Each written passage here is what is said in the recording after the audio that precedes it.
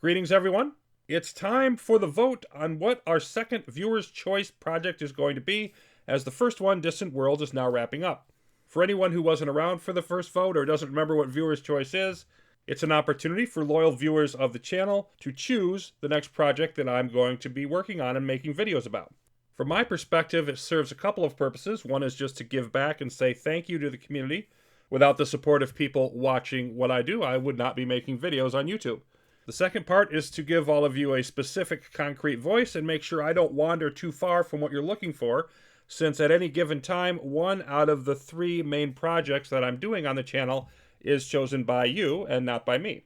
I'll be announcing our 10 nominees shortly and giving a brief description of each. And to vote, you need to comment with the name of one of them. If you choose more than one, I will simply count that as a vote for whichever one you mention first.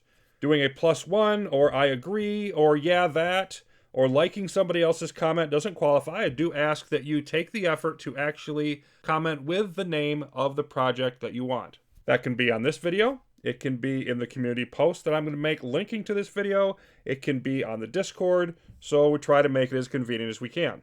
If there's a runaway top vote getter, then that's that, and my next project will be on that selection. If there are multiple that are close, then I will choose between them myself. And I'm presenting the nominees in alphabetical order to eliminate any bias on my part trying to shade it in one way or the other. So without further ado, let's get to them. Creeper World 4. When I recently announced I wasn't going to be playing any more Creeper World on the channel, there were a fair amount of people who really enjoyed that and were disappointed by it. So if you really want this, and there's nothing else you can think that I might do that could possibly be more entertaining to you, vote Creeper World 4 and I'll bring it back for at least a few months. More Distant Worlds.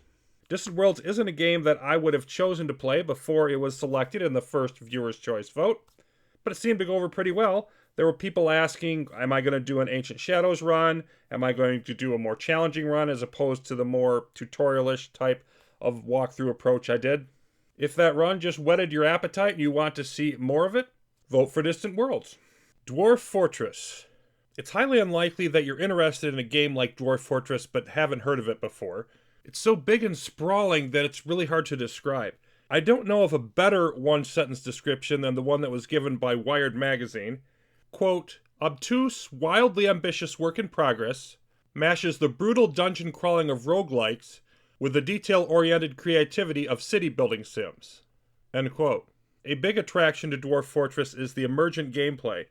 Dwarves react to events happening in the fortress in interlocking and sometimes absolutely hilarious ways, and particularly in the earlier versions of the game, it made things quite unpredictable.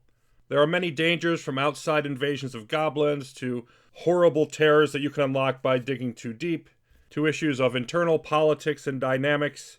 Nobles have become almost a swear word to the community. The development timeline makes the term labor of love seem insufficient. Indie creator Tarn Adams has been working on developing it in some form for 19 years now, and is expected to take at least another decade, probably more, before it leaves alpha. In some ways, it's more a phenomenon than a game. If you want me to take on Dwarf Fortress, I would really appreciate guidance on how.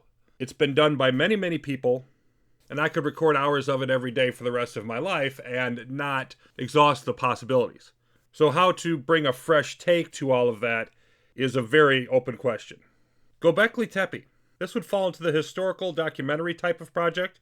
Göbekli Tepe is a site that was discovered in the mid-90s and has revolutionized our understanding of ancient human history.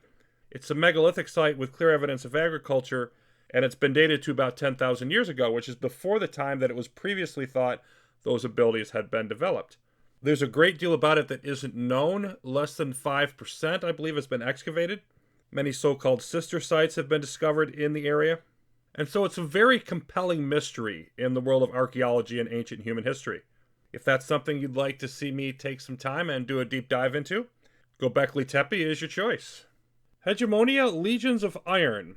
This is a 2002 3D strategy game by Digital Reality. Those are the same people that developed Imperium Galactica. In fact, this was their next product after Imperium Galactica 2. And it received the same sort of love-hate reaction. There are some structural differences between Hegemonia and Imperium Galactica. I haven't played Hegemonia, so I can't give real specific details. I know there's no ground combat in Hegemonia, There's more of a mission-based system in the campaign, not the more open-ended 4X approach that Imperium Galactica 2 ended up as. But I would say in general, same developer, same vibe. And if you found Imperium Galactica interesting, you'd probably find this interesting. If not, maybe you'd prefer to vote for another candidate. Infested Planet is a 2014 RTS from indie developer Rocket Bear Games that checks in with an impressive 94% positive review rate on Steam. And this was our runner-up in the first vote, so automatically was included in this one.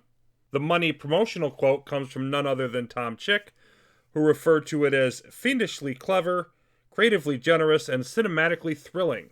As best I understand it, the gameplay revolves around humans versus bugs, Starship Troopers type of environment, against an enemy that is constantly mutating, requires you to adapt and evolve and improve your capabilities to keep up. So I'll be interested to see if Infested Planet does any differently in its second bite at the apple here. Jagged Alliance 2 is another entry in the returning because people were interested in it last time category.